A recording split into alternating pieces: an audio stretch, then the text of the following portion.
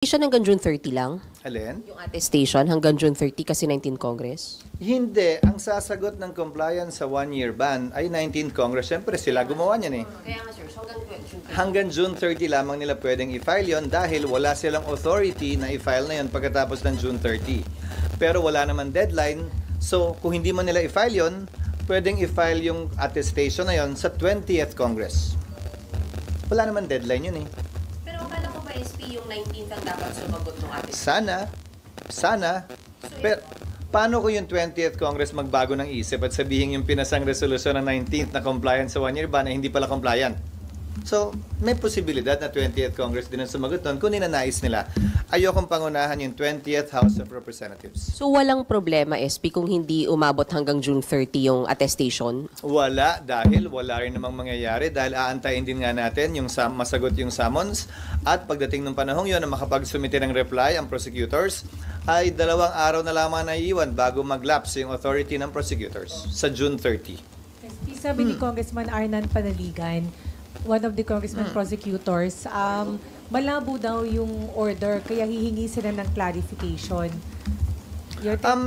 Okay lang pero hindi siya pwede magsalita sa ngalan ng lahat hanggat wala kami natatanggap na pleading.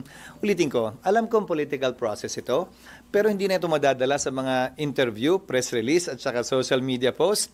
Kung ano man ang ninanais ng Kamara, dapat sila magsalita in one voice, in unison, sa pamamagitan ng isang pleading na isasubmit sa impeachment court. Hindi pwedeng pa isa-isa silang sasagot at magpapa-interview na lamang at yun yung sasagutin namin pa isa-isa din. We will only answer, if at all, any formal communication submitted through a pleading by the House Prosecution Panel representing the House of Representatives. At mo, kahit yung tono ko, parang nice, di ba?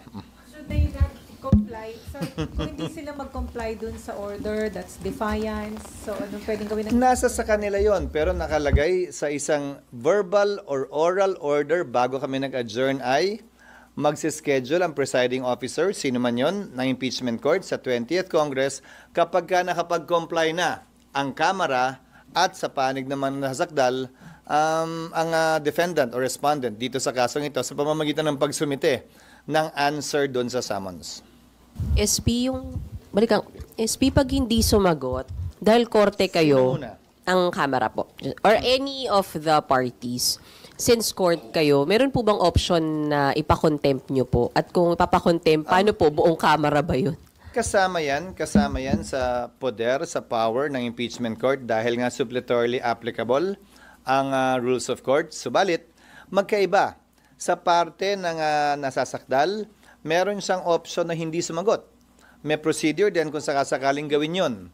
Kung hindi siya sumagot, magpapatuloy ang pagdinig, mag-e-enter lamang ng plea of not guilty sa ngalan niya kung sakasakali dahil ang posisyon ng kanyang mga abogado, itong mga nagdaang buwan, ay aantayin daw nila ang desisyon ng Korte Suprema kaugnay sa kasong final nila.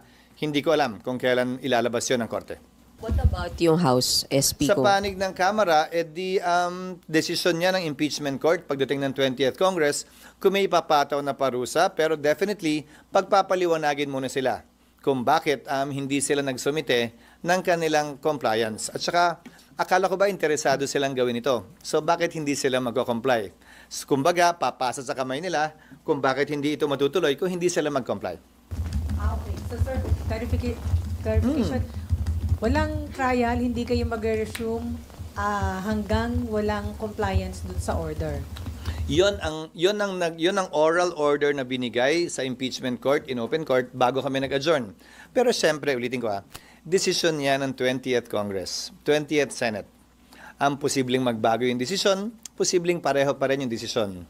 Again, hindi namin pwedeng i-bind yung 20th Congress Senate kaugnay sa mga pagpapasyang ito. Sir, so kailangan pa bang humarap ni VP Sara? Sang-ayon sa aming rules, oo. Pero may karapatan siyang hindi humarap. Kung ayaw niya, magpapatuloy yung pagdinig kahit hindi siya humarap. SP, so hindi kayo magre-resume ng impeachment court if hindi makomply yung 1 and 2 sa pag-remand? Depende ngayon sa 20th Congress. Depende yan sa presiding officer ng 20th Congress. Halimbawa, sa aking pananaw, kung hindi magsumite ng sagot si VP Sara, kung hindi mag-comply ang Kamara, at some point in time, kailangan magpatawag ng pagdinig para pagpasahan at pagdesisyonan ng impeachment court, yung non-compliance, hindi lamang ng Kamara, pero pati na rin ang sasakdal.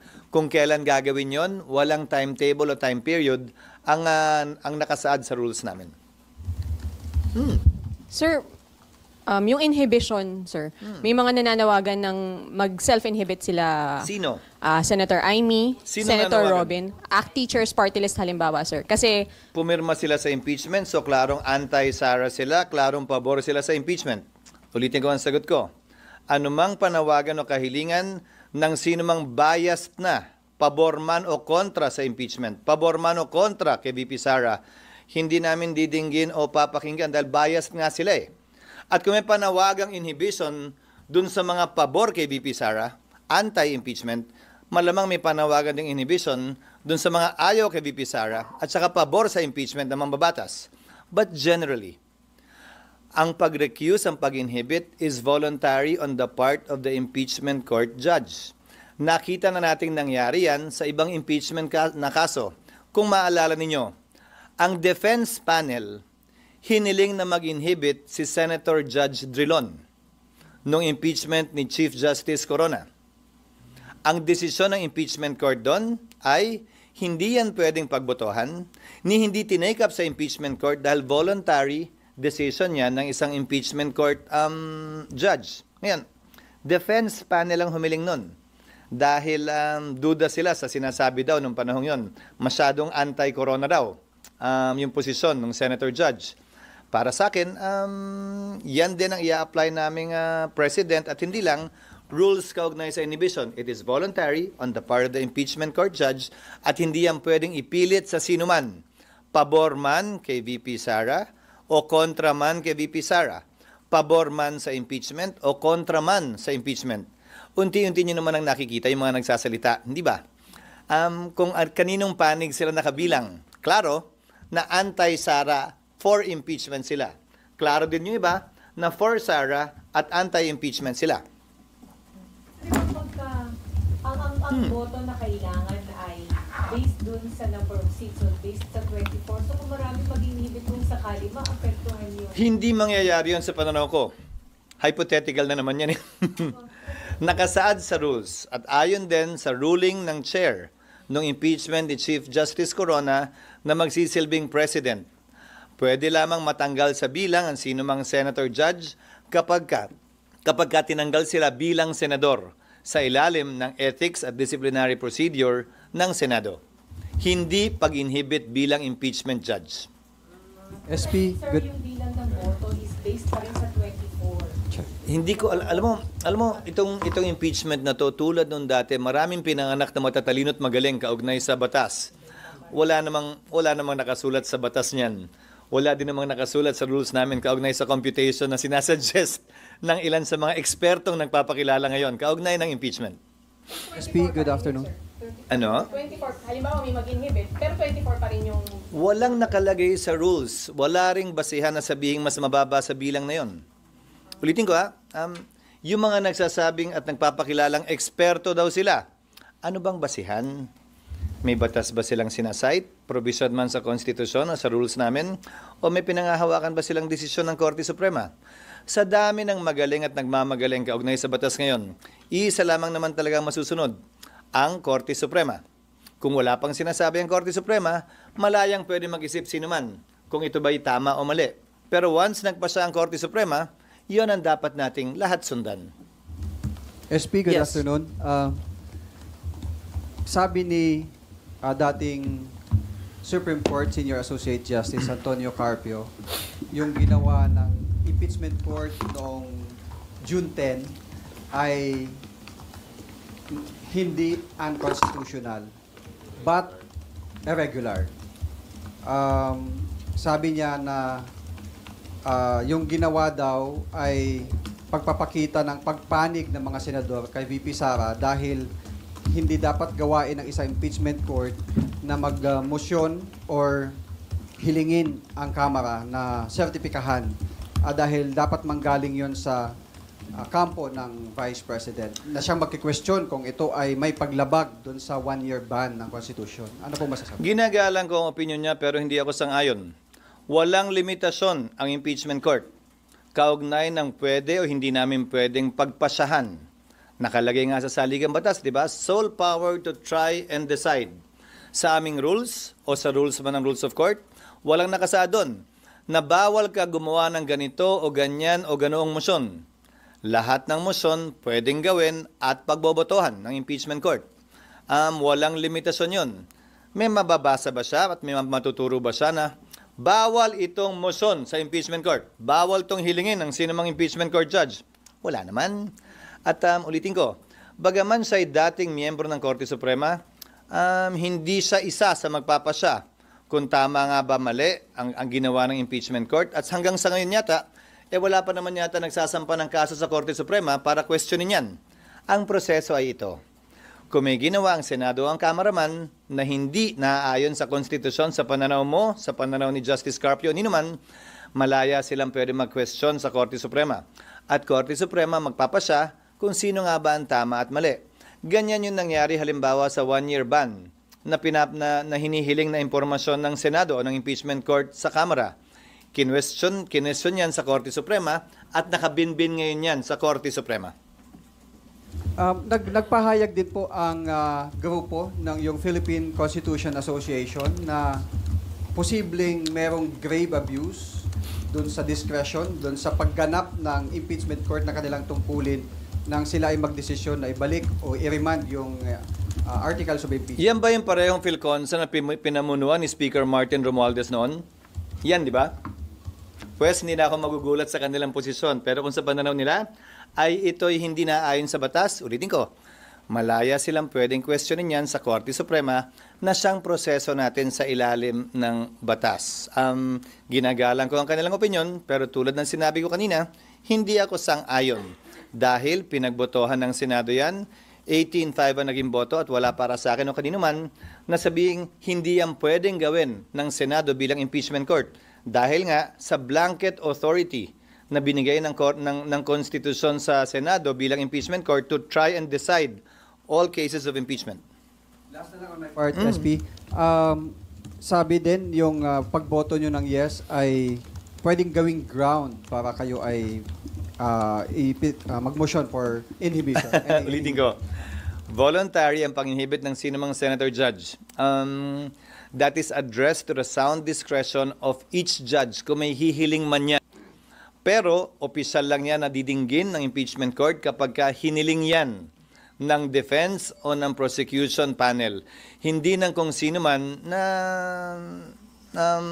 nagsasalita ngayon sa labas ng impeachment court. Na klaro, may posisyon at may pinaniniwalaan na sila na panig o side nakakampihan. Kung may mag-move from prosec or defense na ipa-inhibit kung sino mang senator judge, itatakel nyo po sa impeachment court? Again, citing precedent, it will be addressed to the sound discretion of the impeachment court judge. Hindi yan pwedeng pagbotohan. Ano bang ibig sabihin ng address to the sound discretion? Nasa sa kanya. Hindi kami pwede magbotohan na i-inhibit siya. Walang ganong proseso. Ang proseso ay, ikaw ang bahala kung gusto mo mag-recuse o mag-inhibit.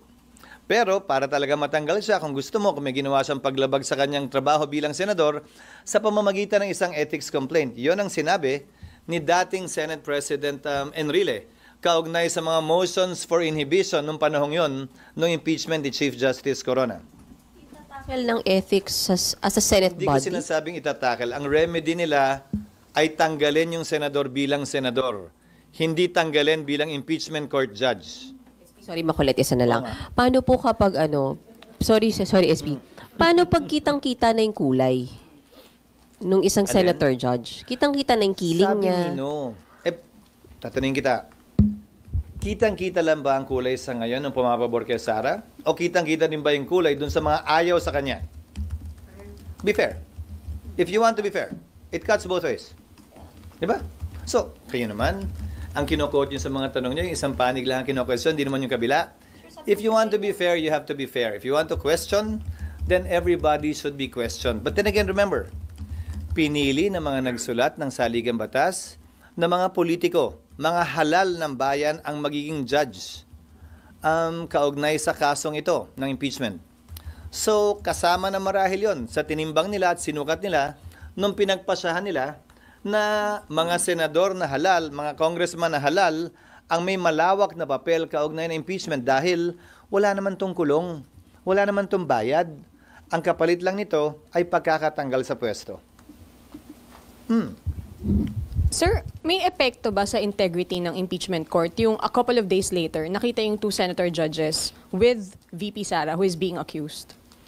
Hindi para sa akin na sabihin yon. Again, that is referred to the sound judgment and decision of the impeachment court judges. Kung may hihiling in open court nun, that will be addressed to them. May epekto din ba kapag kami nag-attend ng rally na impeach now? Babaliktarin ko it cuts both ways. Again, it always cuts both ways. Bakit tila isang panig lamang kayo nakatutok? Dapat pantay. Ngayon, ang korte walang pinapanigan at walang dapat panigan. Kaya ko sinasabi ito na pantay dapat. Hindi lang yung pabor sa impeachment at ayaw kay VP Sara, pati yung gusto kay VP Sara at saka yung ayaw sa impeachment. Magkabilang panig palagi yun. Yes, Nimpa. Si Presidente daw po ay open to facilitating a dialogue between the Senate and the House dahil dun sa issue ng pag-remand ng impeachment case. Ang sabi ni Palace Press Officer Claire Castro, the President is open to any dialogue to promote cooperation and the stability of democracy in the country. Hindi ako Paano ba yun? naniniwalang isang bagay ito na pwedeng pag-usapan sa loob ng isang silid na sarado ang pintuan. Impeachment court ang Senado. Prosecutor ang Kamara dito. Hindi ito bicameral conference committee na batas ang pinag-uusapan. Hindi kami magkalibel sa isyong ito. At hindi ito pwedeng pag-usapan sa loob ng silid na sarado.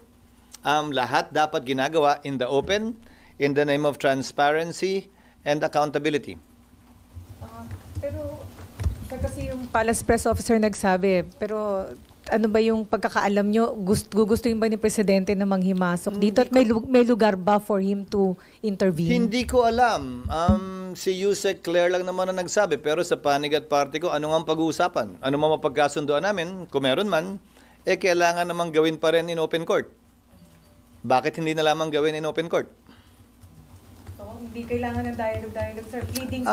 Wala ako nakikitang dahilan o rason kaugnay sa bagay na yan. Ulitin ko, ang proseso natin ay kung may hindi sang-ayon sa proseso ng Kamara o ng Senado, pwedeng iakyat sa Korte Suprema yan, which under our Constitution is the sole arbiter with respect to deciding what is legal and or illegal, what is constitutional and or unconstitutional. Hindi yan pwedeng pag-usapan o pagkasunduan ng Kamara o ng Senado bilang prosecutor man o bilang impeachment court. Hindi ba ang amicable settlement sa pagitan ng magkabilang panig? Walang amicable settlement sa pagitan ng korte at ng prosecution. Wala yatang ganun. So, kung nalalabuan ang Kamara sa proseso o basta kung may nalalabuan, mag-submit ng pleadings dapat ang House bilang Ang prosecutor. tagal na nilang atat na atat magsimula ito. Hindi ba? Siguro naman dapat handa na sila at nalalaman nila yung mga dapat at pwede nilang gawin sang-ayon sa rules ng Senado at sang-ayon sa rules of court na suppletorily applicable sa rules ng Senado kaugnay ng impeachment. Again, once the court is established and the court has been established already, lahat ng komunikasyon ay sa pamamagitan ng mga pleading. Hindi sa pamamagitan ng press release, hindi sa pamamagitan ng meeting o caucus, hindi sa pamamagitan ng social media, kung hindi sa pamamagitan lamang ng pleadings. So, hindi kailangang mamagitan dito ng Presidente, hindi kailangang mamagitan sa Senado at sa Kamara. Wala ako nakikitang pangailangan dahil wala namang kailangan ipagitan. Dahil simple lamang naman, nag-utos ang Senado bilang impeachment court, nag-utos siya hindi lamang sa nasasakdal, pero pati na rin sa prosecution. Kautusan na sa aking pananaw at palagay ay dapat sundan at sundin. Kung hindi, may remedies ang impeachment court, may remedies din naman yung magkabilang panig kung sakasakali. Sir, yung barangay and state election. Sir, may polling question si Marlon Ramos. Sabi niya, Nasaan siya? Manila doctor, sir. Bakit? Kung kailan recess na, doon pa siya na high blood? Sir, nagpatong-patong lahat. Naipon. sir, yung polling Get well soon. sabi niya, walang senador na openly na nagsasabi na dapat i-convict si VP. Unlike yung mga pro-Duterte pero. Walang senador. Hindi ko alam yung mga sinasabi nila sa kanilang mga social media account sa labas at sa publiko. Hindi ko minomonitor yon. So, ano yung tanong niya? Kasi ang point ni Marlon is yung sinasabi na yung pagpapainibig. Kasi wala namang may senador na nagsasabi na ituloy yung impeachment trial, but wala nagsasabi na dapat i-convict siya. Pero may senador na nagsasabi dapat i-dismiss kasi political. Ulitin ko, at the proper time, pwede ang hilingin na magkabilang panig. Kung reklamo sila ng reklamo na keso hindi raw ito pwedeng gawin ng isang senator judge, pues ganun din, ibabalik ko. Ang pwede lamang ding humiling nito, kung sakasakali, ay yung magkabilang panig, prosecution or defense pag nagsimula na yung trial. Hindi sa post lamang sa social media. Paano naman yun iko-considera ng korte kung sakasakali, nag-post lamang naman o nagpa-interview lamang naman. Kailangan dumaan ito sa proseso na dahil may impeachment court na nga. Kailangan ba i-remind ulit sila na dapat hindi nagsasalita kung may feeling man sila sa isa? Hindi para sa akin na sabihin pang muli yun dahil ina-assume dapat na alam ng kada senator judge ang papel na dapat nilang gampanan na siyang papanagutan naman nila sa publikong bumoto rin sa kanila. Malaki, matanda. Maraming ganun. Kasi niremind nyo sila bago kayo mag-oath ngayon naka-oath na as impeachment. Nung kampanya kasi yun Dahil siyempre, may mga matatanong na ang kampanya. Pero ngayong nag-convene na, ang assumption, nung binoto nga sila at naging senador sila, kasama sa pwede maging trabaho nila yan. Mga impeachment court judges. Pero di ba mas all the more that they should be more responsible sa sinasabi and ginagawa because nakapag-oath na nga. Sabi Nino, again, it is addressed to their sound discretion. And kung may magmo-motion sa impeachment court, i-address din nila yun. Sa kanila itatanong kasi yun Pwede ka daw bang mag-issue sir ng gag order? Nang Gag order. wala sa kapangyarihan ng presiding officer yun.